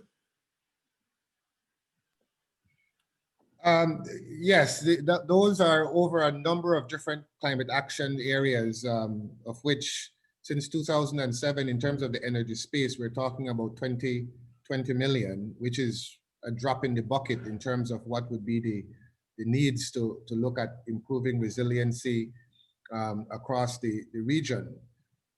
The benefits of a programmatic approach is that when the 5Cs has been implementing projects for over 15 years. And we work with a network of donors, including recently the biggest donor to the 5Cs on behalf of member states would be the Green Climate Fund. But we are currently implementing projects through the EU, the EU GCCA plus. We've worked with USAID, we've worked with the UNEP, and with the and other donors. But when we look at what it takes to design a project at scale in a country, from design to funding to disbursement, you're talking on average about 2 years to get the kind of projects on the ground. And most of that time is the issues of not having enough data to inform exactly what is it that we want to do. So there's been a lot of work at the level of the region in terms of what are the energy needs, both in terms of looking at climate proofing, existing infrastructure, and looking at the nationally determined contributions that were submitted to the Paris Agreement by countries in terms of reducing greenhouse gas emissions in the energy space. If we were to, what we first need to do is to quantify what that need is based on what countries say that they require in terms of mitigation and adaptation in the energy space. And then we get a number in terms of what that is required across. We can look at blocks like the OECS, and we can look at other countries, because the barriers are the same in so many of the countries that it would be efficient for us to deal with them at the same time by designing a project that can be implemented across all of the countries, rather than each country coming one at a time based on different expertise and capacities within the member state. So Gary talked about this idea of having a kind of a hub. And in a sense, maybe what we do need in some ways is to have a similar type hub, but on the role of trying to scale up energy investments and intervention, where we bring folks that understand the energy market, how to structure finance agreements to crowd in the private sector. And so they provide that kind of financing expertise and guidance to CCRI, to CDEMA, to the 5Cs, so that each country doesn't have to do this on their own. And that's what we see. Some countries that are better positioned and they have more experience, we tend to move a lot faster with those countries as it relates to structuring a project proposal at scale. For example, the center is currently implementing a $27 million Green Climate Fund project in Barbados that looks at water resilience and the energy nexus. And that project took a little bit more than 2 years to get from design to implementation. Now, a lot of the issues that Barbados is trying to deal with is very common to multiple other countries in the region.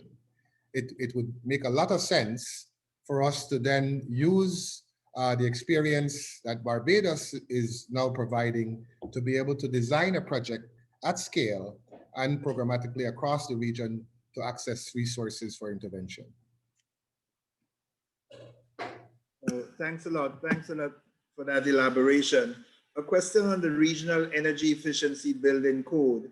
What is the plan to disseminate the information from the regional level to the national level within each member state and then to the private sector? I'm not sure, Gary, if you are involved with this effort, but maybe you might want to speak to that, the Regional Energy Efficiency Building Code and the next steps in that regard.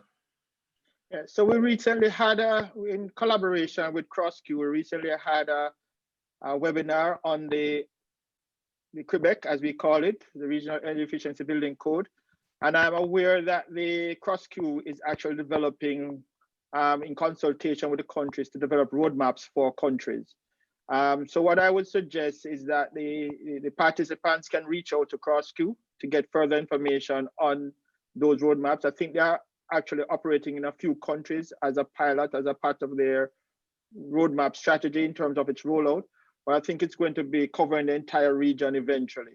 But I believe they are going to be setting up some knowledge products and events around the Regional Energy Efficiency Building Code for the communication, for the information to be shared with member states and for the adoption of this particular code as persons and developers deploy in various projects across the region. Right. While I have you on, Gary, another question that is leaning in your direction. You mentioned about emphasis on partnerships, and it seems to one of our attendees that the smaller private sector stakeholders don't seem to play a significant role currently. So the question is, do you have any insights on what can be done, or what ways in which as it were, the small man is not left behind, as you articulated? Well, one of the things I would encourage for them to do is participate in remember I'd mentioned in the Knowledge Hub, the community of practice. And I know CARIC has a similar area of persons having conversations within the technology space and understanding what is taking place in that space. But for the regional aspects, we intend to do the same so that as he refers to the small man, I don't want to call anybody small. We all have a wealth, and that is why human capital is so important for us. So that everybody will have an opportunity to interface and interact so that we can know where opportunities are and where the deployments are taking place so that we can participate in these initiatives. One of the things that I believe will be taking place in a number of member states, I think there is a pilot going on now in the integrated utility service model. And I believe there is participation room for small and medium enterprises to participate in deploying some of these services that the regulator and the utility will be looking at in terms of demand side measures, that is operating behind the meter of the electricity supply. And once that promulgates, I think there are going to be a slew of opportunities for small and medium enterprises to get themselves involved in. So they need to watch the space where that is concerned. I know Barbados is going to be a pilot project. I think Guyana is also participating. I believe Belize will be participating, and I believe Jamaica will be participating. So those are the countries going to be participating in the IOS, and I think the IOS under pilot, eventually once its robustness is tested fully, it will be rolled out to the rest of the region once they have bought into the idea. Great. A question, I think, to all of the panelists as we move to a close, before I ask you to do some closing remarks. I think you've all made mention of the critical role of data, information, knowledge management. I just want you each to speak to what are some of the challenges that we have in this area and what specifically you think might help us to move forward, because it would seem that the whole question of evidence-based planning and action, evidence-based policy formulation, is critical to all of our respective mandates and is indeed being addressed by all of the respective institutions represented here. So if you could just speak to what are the specific challenges in that area and how best you think these could be overcome, as it clearly is critical for our success in respective fields. So let me just reverse the order and start with Elizabeth and then go back to Gary, please. Yes, thanks so much for the question. So I think in this regard, it's really about risk analysis for the sector, and very importantly, getting a better scientific handle on the future risk. This is my perspective. And I think that the solution to this is really about building the bridges between the science and the sector and the disaster risk managers. And I think with that triangulation, we should be able to come to a better space where the evidence base is more robust to guide our decisions. Thank you. Colin? Thank you. This is the $64,000 question. Because it's so important. The biggest challenge I think the center would have is we have a number of tools that the center has through funding prepared that can inform evidence base in a number of sectors, whether that's in water, whether it's in agriculture, whether it's in energy. But that requires national level data to populate the database so that the tools can then be more predictive in terms of the various scenarios that we have. And that has been very, very difficult to have, despite us reaching out to member states. And sometimes you're making progress and then there's an election and sometimes people change. But I think in terms of how we solve it, we have to try to find a way where we can raise and mobilize some financing to have persons work with member states to actually do the work, to get the data, in some cases that is on paper. It's still on paper, it's not electronic, especially the longitudinal data that goes back 20 years or 30 years or even longer, to the extent that we have. And if we can get that into the database, then the predictive ability of the tools to look at various scenarios become more enhanced. And so I think part of it is one of funding, is that our member states are really in a position to dedicate public servants to get the data in a form that can inform the predictive capacities of the tool. So it comes back again to resources, and we have to have I think a regional commitment to be able to find a way to have that data that sits within countries to be accessible and available so that they can be used in the various models. Before Gary comes on, as I have you on, Colin, there was a question that was directed to you regarding the role of schools, educational institutions in the 5Cs spotlight on for adaptation, and specifically whether schools infrastructure would be developed to mitigate some of the natural disasters, and a specific reference to suspended ceilings. So any thoughts on that question?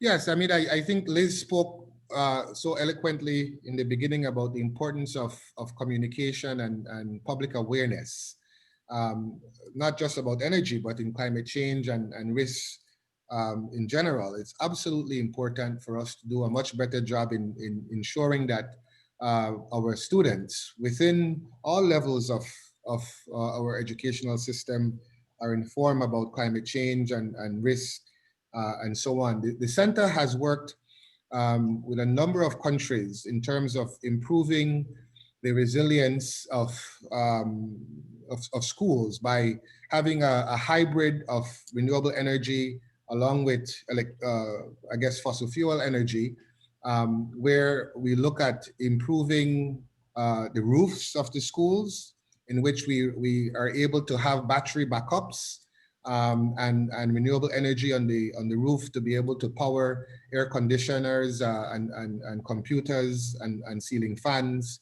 and so on within the schools. We've also looked at ensuring that there is renewable energy, solar PV, that powers water, the pumping of water systems to the schools.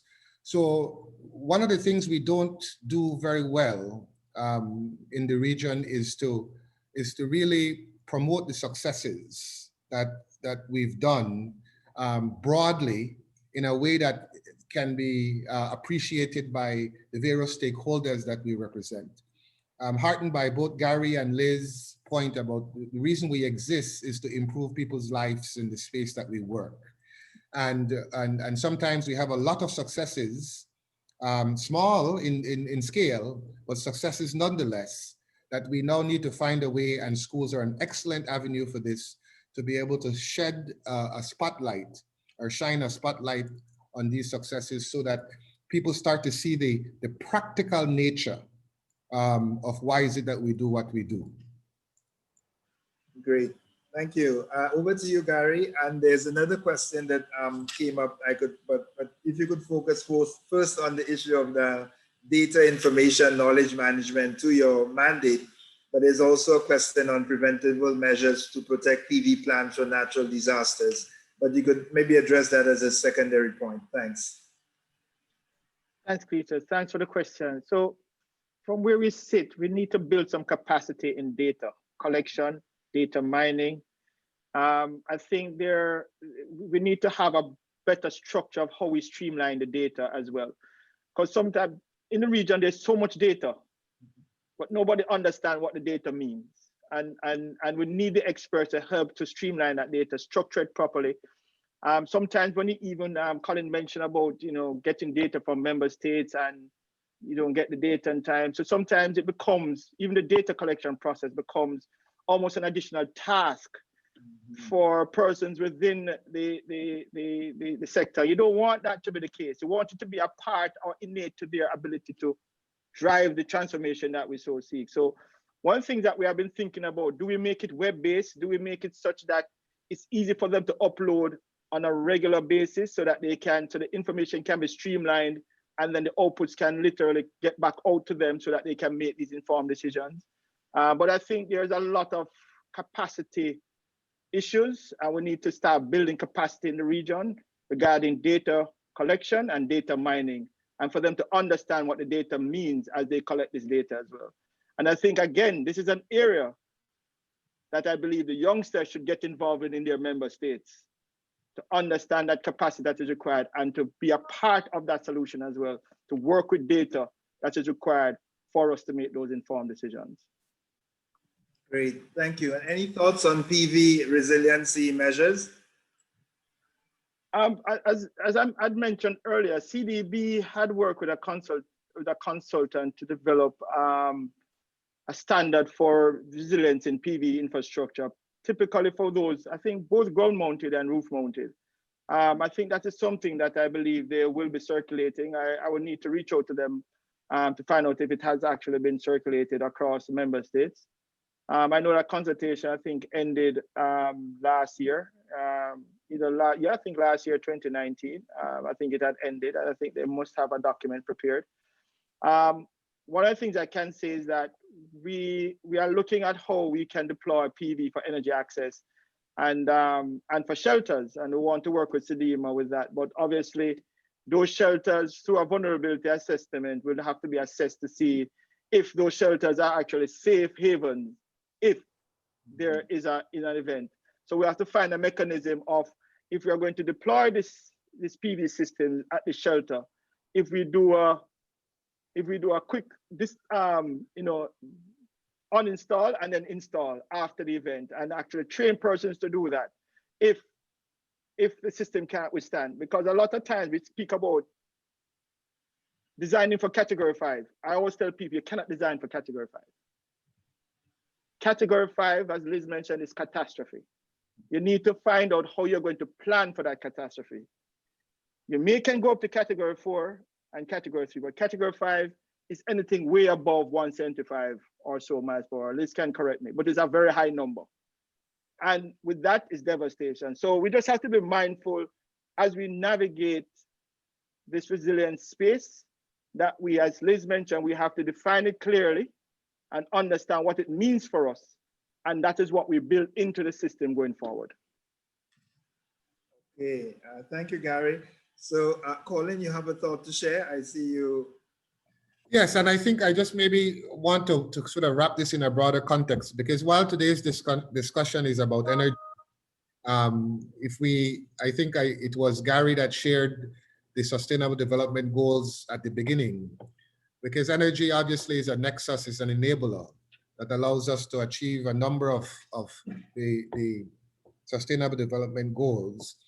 And that context is very, very important, both in terms of all of the other things that are important to member states, whether it's poverty reduction, whether it's ensuring that there's water and employment, and the whole 9 yards as it relates there. I think one of the key in terms of looking at resilience over the long term is that there's a number of parallel interventions in very different spaces that, if we do them, helps to improve the resilience of the whole sector, the whole country over time. And one is, for example, the whole ecosystem-based adaptation activities. When we look at the damages that come from natural disasters, and we look, for example, at what we've been doing to our mangroves and the rate of deforestation in some of our member states, and then after we've removed quite a bit of the mangroves, we then have these natural hazards that come in, and then we see the scale of the devastation in those areas from which now we don't have the ecosystem-based type adaptations. For those of us who have coral reefs, and we look at the damages that we've done on the reefs, whether it's overfishing, whether it's from ocean acidification and then coral bleaching and all of those events, each time there is some ecosystem-based feature that is being damaged because of anthropogenic impacts, what it's doing, it's reducing the resilience of the ecosystem to be able to withstand some of these shocks. And so while we're dealing with energy today, we can't forget that there is a broader context that we also have to look at resilience, and Liz's point is right on point on that.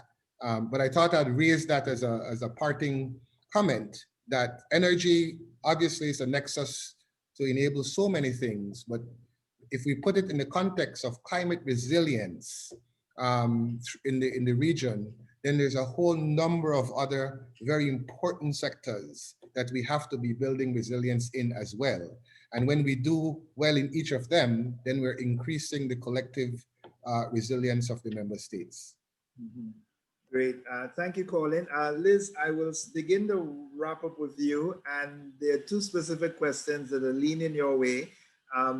One related to knowledge of innovative products and technologies, services to mitigate disasters and rapid deployment. The question is whether that's of interest to you or your organization. And if so, what channels can be used to connect these to CDEMA?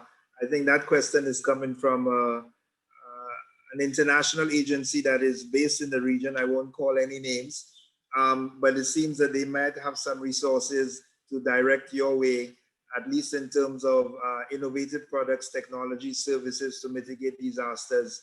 And the question is, how could they connect with you on this?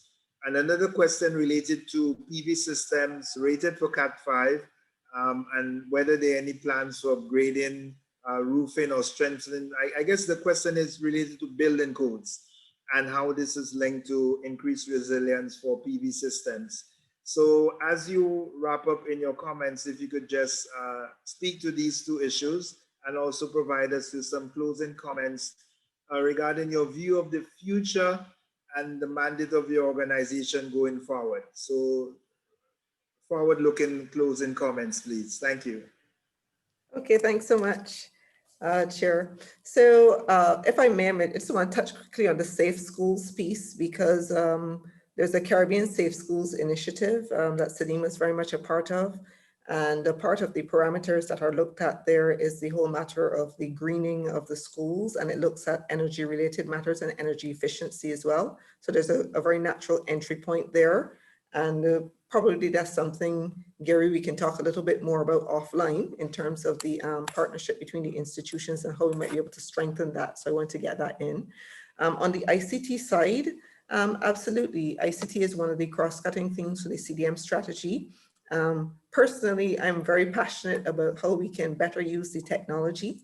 And I think in some ways, if you can even say this, COVID has been a bit of a good thing because it has forced us, shoved us, I have to say, a lot of us, whether willingly or unwillingly, in the direction of how we are better using the technology. And so this year, for example, we have had put arrangements in place for doing remote control, remote support to our states, technical support to our states, because we might not be able to get in if the COVID numbers are too high. Also looking at promoting the use of drone technology to support damage assessments if you can't go into an area where there's COVID clusters, etc. So absolutely, there's a broad space for this, and we are very open to ideas, and we've been discussing ideas on this as well, and certainly a direct reach out to me here at CDEMA would be appropriate. I know we have CrossQ online, and I know CrossQ's rep had indicated some information there about training that they're rolling out with respect to the energy standards that were done related to the building. But CrossQ is also leading the process related to the relook of the building code for the region. And that's very much an active conversation between CDEMA and CrossQ as well, just to answer that last question. So I wanted in the closing comments then, maybe just to say three things. One is really to reiterate this point on the resilience. I can't say it enough. It has to really be a default part of the conversation we're having on the development of the energy sector. Two is really about looking at the diversity of the hazards. We can't limit ourselves in terms of the hazards that we're considering, because we're vulnerable to so many hazards, and the priority hazards vary as you move from state to state. So you have to look at it through that lens. And the third part is really about looking at the whole area of recovery, because for me, energy is so critical to recovery. You have to have your energy sector back up and functional if you're talking about rebuilding livelihoods, rebuilding the economy in the aftermath of events. And this is why resilience in the energy sector is so important. And we're right now moving forward with elaborating our Caribbean Resilient Recovery Facility. And part of that facility, we're going to be tapping into our partners as well in terms of how we're accessing technical expertise for states to guide them on their recovery processes. So we're really happy to have been a part of the discussion. Thanks again for the invitation, and I've really enjoyed being able to converse with my colleagues and to entertain the questions from the participants as well. Thank you. Thank you. Thank you so much, Liz. A pleasure to have you. Over to you, Colin, and I'll leave the last words for Gary. Thank you. I would want to, in many ways, second what Liz just mentioned in terms of thanking you and CARILEC and CARICOM Secretariat for putting together this very important panel. In terms of the center going forward, I think we will continue to work, obviously, with our member states and partners. And one of the big areas I do believe that there is space for innovation and there is space for scale is for us to look at this programmatic approach in the energy space, to design projects that can look at both the mitigation and adaptation, and to find ways to align what countries are submitting to the Paris Agreement in their nationally determined contributions, to try to get a handle of what is going to be required in terms of financing to make a difference in the member states. I think any long-term success in this space is going to require a huge private sector crowding into this space. We do have to continue to work on removing the barriers that the private sector is saying to us that is there or are there. And that requires that there is the political guidance and leadership to de-risk some of those barriers. I think already though, there's quite a bit of experience that the 5Cs and other organizations have amassed in terms of doing pilots in many countries. And those pilots have de-risked a considerable amount of the uncertainties and the barriers. And so this is a call to the private sector to sort of come to the table, because there's opportunities to scale up some of what has been done already. And then, of course, we will continue to work with our partners, the specialized agencies, to try to ensure that as it relates to the data that is required for evidence-based decision-making, that we make this as seamless as possible in a way that is easily accessible and easily disseminated, so that it can be utilized to help to inform the policy making. And Gary said a very important point. There's a lot of data out there, and we do need to find a way to harness the analysis of that data. And that's one portion. We now need to then get it in a way that is easily understandable so that it can get into the policies and to the various guidelines to inform decisions at the level of the member states. So this has been a privilege to be a part of this dialogue this morning. And hopefully soon we'll be able to gather in the same space, because while ICT is good, one of the benefits of human interaction is that it tends to bring out creativity and innovation, sometimes offline. And I do hope that we all stay safe. And the last thing I want to say is that I would hope that none of us forget that while COVID-19 has been absolutely unprecedented in its impacts, there are some opportunities that we must seize as we try to rebuild back better in each of our member states. And we ought not to miss the opportunities that exist there. So stay safe, everyone. Thank you so much, Colin. We have a request for contact information for you. So I'm not sure if you'd want to share an email address that persons could contact you. Perhaps you could just put it in the chat if that's okay. So over to you, Gary, as we close off. Thanks, Peters, and thanks to the participants, and thanks to my colleagues for this very good interaction. I was never normally good at cricket, so I was an opening batsman at the end as well. And normally at the end, you're normally out for ducks, as they say. No, you stayed right through the innings. That's what it is. You batted. I stayed right to the innings. Good. Yeah, I mean, I just wanted to, I got a message from a colleague regarding the work that CDB did on the PV. It was actually for ground mounted. Says utility scale. So in terms of that standard that they've established, so just letting everybody know that. Important to know about any infrastructure that you put in on the supply side. You know, you may strengthen your transmission and your distribution and your supply, but remember the demand is also a part of the mix. And if your demand is weak, which we have seen a lot of residents who do not have a good infrastructure in place, if that goes, then your system has collapsed. There's no way to get power to these individuals. So, you know, resilience speaks to everything around us. It's infrastructure, it's our people, it's our ability to communicate, it's our ability to receive, it's our ability to cooperate. So I want to just leave the participants and my colleagues about, you know, recognizing why we're doing this is about the people. And the people are a part of the solution. All of us here and who are not participating in this event is a part of the solution. And we have to build that capacity within to ensure that persons can become more resilient in this transformation. It is the people who the resilience resides in. It's them that the resilience resides in for infrastructure resilience to come about. Cooperation is critical. Colin mentioned it, Liz mentioned it, Cletus, you mentioned it, Devon, when he was on, initially mentioned it. This cooperation is so critical. You know, when you look at CARICOM member states as a population, 18 million people. World population, about 7.2, 7.6 billion. What the 18 million persons have demonstrated so far, regardless of what has been said otherwise, we have been doing a good job versus the rest of the world with this COVID-19 management. And I think it's something we need to clap ourselves on. Clap yourselves.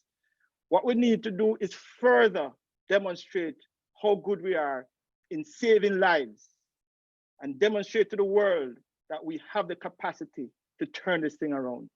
That we at 2020 can make 2021 a better year than 2020. And no, there might be the naysayers, but I believe we have the solution within our member states.